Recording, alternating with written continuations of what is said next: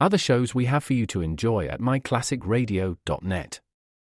The Avengers was most certainly not a household name in South Africa prior to the radio series.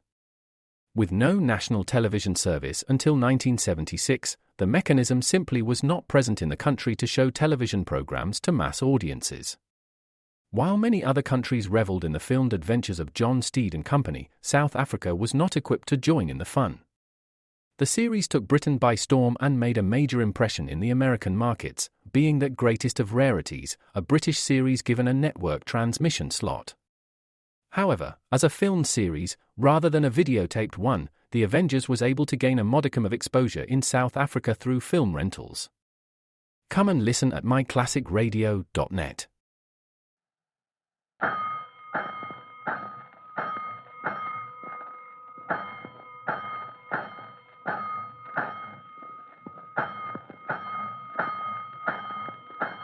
Five bells. Stand by all stations. Attention, all districts.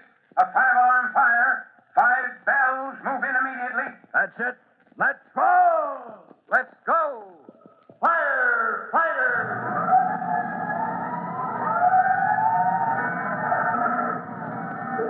Presenting Firefighters, the true-to-life story of our unsung heroes who stand ready to ride by day or night against our most murderous enemy, the demon of fire.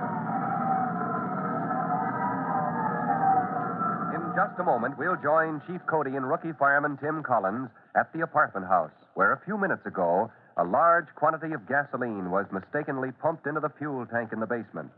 Already, the slow seepage has turned the furnace into a roaring monster, but the danger of the fire spreading is nothing compared to the possibility of a terrible explosion, which both men fully expect. Unless the apartment house fuel tank can itself be turned off, well, in a moment you'll discover the only way this can be done. But first, a message for all of you.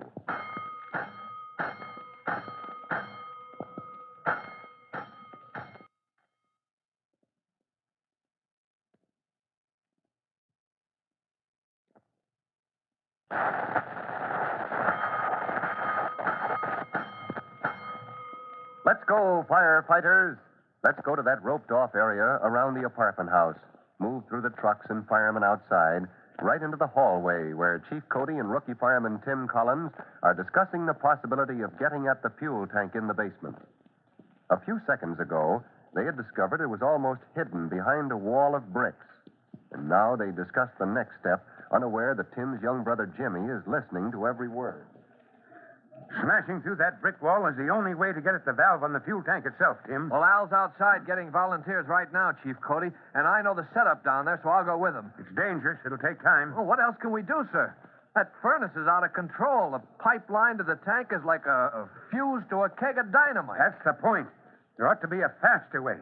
You think I like sending you men down there when the whole place may go up like an ammunition dump? Well, it's a tough break. That tank has to be up high on a shelf extending out under the sidewalk, Chief. It's tougher that some fool had to brick it all up.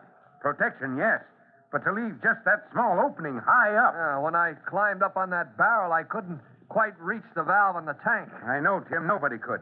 Nobody but a kid could crawl through an opening that size. Well, gee whiz, I'm a kid. I thought we told you to go along outside, Jimmy. Look, Tim, if this is a hurry-up job, it wouldn't take long for me to crawl through that hole and turn the tank off. No, Jimmy. Forget it. Tim, if that tank goes up with the garage next door, there's going to be a lot of lives lost before it's over.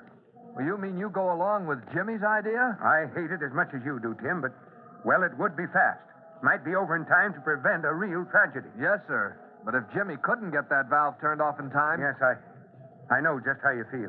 Don't you see, Tim? I gotta do it. There's no other way. Oh, yes, there is, Jimmy. Yes, there is. Men with sledgehammers, crowbars, working on that wall. But you said that way there might not be time.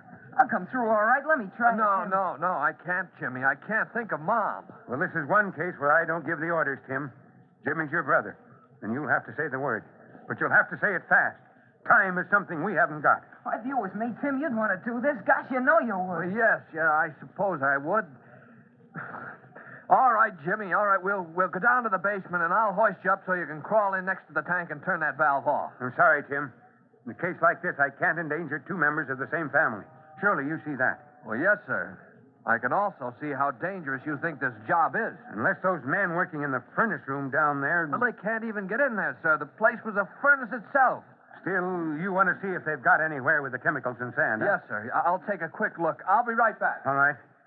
Well, looks like most of the tenants have been evacuated, Jimmy. Suppose we move outside for a moment, huh? Oh, gee whiz, I thought you couldn't use hose on this fire. We will, Jimmy. We've got lines in to cover that room right above the furnace when it starts eating through, and lines to cover the stairway. Say, there's Clyde, the gasoline delivery man. The one who pumped gas in the wrong tank. Hey, send that fellow up here. But he didn't mean to, Chief. It was a mistake. He thought the pipe on the sidewalk went to the garage gas tank. He didn't know it led to the apartment house. The kid's right, Chief. Those intake pipes are side by side. I got the wrong one. Okay, but why didn't you report it? Well, I was afraid I'd lose my job, and I never dreamed the furnace in the apartment house would be on now. As a matter of fact, it was a tenant who started this. She couldn't find the super, and she went down to the basement and monkeyed with that furnace herself. When I got to thinking about it, I knew I had to come back, job or no job, and try to pump that tank out. You're a little late for that, Clyde. I'm afraid you're in a spot. Yeah, I know. And I deserve whatever I get. When I saw the trucks, I knew what a fool I'd been. I had to report what happened, Clyde. Honest, I did. Of course you did, Jimmy. Any junior firefighter would have done the same. But now Chief Cody's going to let me go down and turn that tank off before it explodes. Well, they're not making any headway, Chief Cody. I guess it's up to Jimmy. Well, if there's no other way, we'll get us a volunteer. Now, wait a minute. You need somebody to go down there with Jimmy? That's right, but I'm not ordering Let me go with him. If I could make up for what I did. Well, this is a fine time to think of that. I know how you feel, Tim, but Clyde's the logical man. I don't say this will square him with the authorities, but... Oh, Chief, won't you let me go? I'm sorry, son. Clyde, you'll have to lift Jimmy up to the opening through the brick wall into the tank. Yes. You'll see the difficulty the minute you get there. Okay. Now, we left a barrel there for you to climb up on. Now, keep an eye on my brother, will you? And Jimmy, good luck. Thanks, Tim. We'll do what we can to make it easier. Tim, you call those men off down there. It's Jimmy's job now.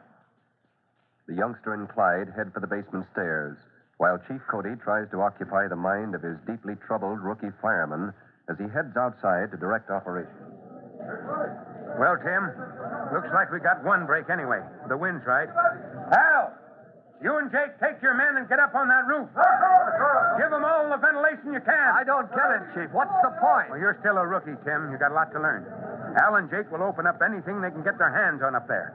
Elevator shaft, dumbwaiter shaft, anything direct to the basement. Oh, I see. Ventilation will help some. You see, those fumes will be rolling out of the furnace room, piling up. There's always danger of a backdraft explosion if you don't give them some way to escape. Meanwhile, in the basement, moving slowly through the intense heat and smoke, young Jimmy and Clyde work their way toward the fuel tank. From the now closed-off furnace room, they can hear the angry roar of the blazing furnace. Don't go that way, Clyde. Over here. You can't see your hand in front of your face. Where's that doggone tank anyway? Oh, follow me. I got a pal lives in this building. He and I used to play down here sometimes. I know just where the tank is. Ow! I bumped into something. Here, let's see. It's a barrel, Jimmy. Oh, that's the one Tim stood on when he tried to turn that tank off. Oh, sure, we're almost under the sidewalk now. The tank is behind this brick wall. For Pete's sake, what were they trying to do? Hide it? You're supposed to protect the fuel tank, but I guess some dope forgot you might have to turn it off someday. Yeah. Nice of him to leave that little opening up there. Yeah, let me get up on that barrel. Take a look. I don't think you can reach it if Tim couldn't. Yeah, let me have that flashlight, kid. Yeah. Thanks. Tim said even when Chief Cody boosted him up, he couldn't reach in far enough to get hold of the valve on the tank. Yeah, I can see that now. Give me a hand up on the barrel with you. Okay. Yeah, I got you, Jimmy. Now try to keep your balance while I boost you up. Right. Grab hold of the pipe that leads into the tank. Yeah, I did. Okay. Can you hold me steady while I try to wriggle through? Yeah, good luck, kid. Put your feet on my shoulders. Yeah. There. Can you make it okay now? That's just room enough for me to squeeze through. Boy, is it hot in here. And dark.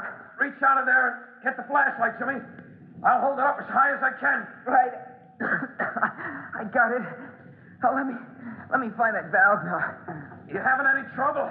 There's not much room to move around in. I see that valve thing now, Clyde. Just let me get over to it and I'll turn it off. No more gas will get into that furnace. Yeah, what kind of a valve is it, kid? Gee, I don't know. It's sort of like a little wheel set in the pipe. I see. Well, listen careful to me. Turn that to your right. You understand what I'm saying? Yeah. Clyde, I'm trying. I can't seem to turn it. What? I've tried and I've tried till my hands are all scraped. It just won't turn. Well, stop a minute. Take a good look at it with your flash. Is it rusty or something? Oh, yeah. It's awful rusty. Is that why I can't turn it, Clyde? Brother, what a mess. It's no go, Jimmy. You'll never be able to turn it off. Get out of there while we still have a chance. No, I'm not going to climb out of here until I turn this off. Chief Cody and Tim wouldn't give up. I'm not going to do it either. I don't care what happens. I'm not going to give up. Is young Jimmy Collins trying to do the impossible? With every second as precious as life itself, he's kneeling beside the rusty valve, working frantically to shut it off. Clyde, standing in the basement, realizes all too well the terrific heat and fumes the boy is working inside the tank enclosure. But there's no way he can get Jimmy out, and Jimmy refuses to give up. To learn what happens now, be sure to listen to our next exciting episode of the Firefighters. In just a moment, Chief Bob Cody will tell you, boys and girls, how you can help the firefighters in your own town. But first, here's a message you'll want to hear.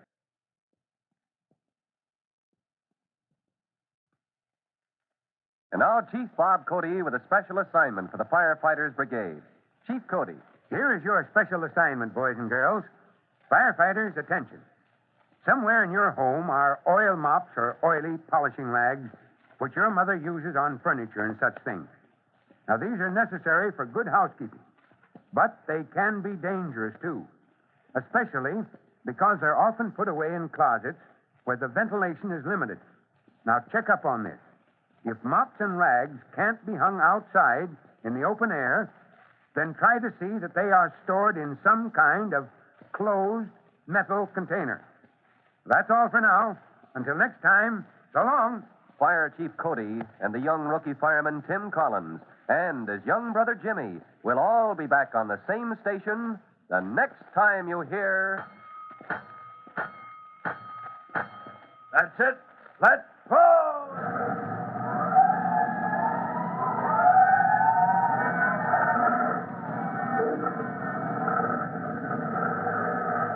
Let's go!